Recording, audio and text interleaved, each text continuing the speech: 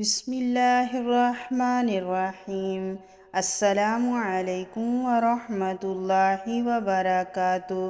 حضرت مغیرہ بن شعبہ رضی اللہ تعالیٰ عنہ فرماتے ہیں کہ رسول اللہ صلی اللہ علیہ وآلہ وسلم اتنی دیر تک کھڑے ہو کر نماز پڑھتے رہتے کہ آپ صلی اللہ علیہ وآلہ وسلم کے قدم مبارک یا پنڈلیوں پر ورم آ جاتا۔ جب آپ صلی اللہ علیہ وآلہ وسلم سے اس کے متعلق کچھ عرض کیا جاتا تو فرماتے، کیا میں اللہ کا شکر گزار بندہ نہ بنوں؟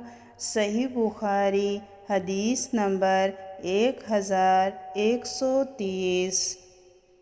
خاتم النبیین صلی اللہ علیہ وآلہ وسلم نے ارشاد فرمایا، قیامت کے دن میری امت کی تعداد تمام انبیاء کے متبعین سے زیادہ ہوگی اور میں ہی سب سے پہلے جنت کے دروازے پر دستک دوں گا۔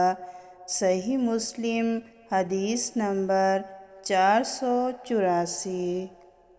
خاتم النبیین صلی اللہ علیہ وآلہ وسلم نے ارشاد فرمایا، قیامت کے دن میں اولاد آدم کا سردار ہوں گا اور سب سے پہلے میری قبر شق ہوگی اور سب سے پہلے میں ہی سفارش کروں گا اور سب سے پہلے میری ہی سفارش قبول ہوگی۔ صحیح مسلم، حدیث نمبر 5940۔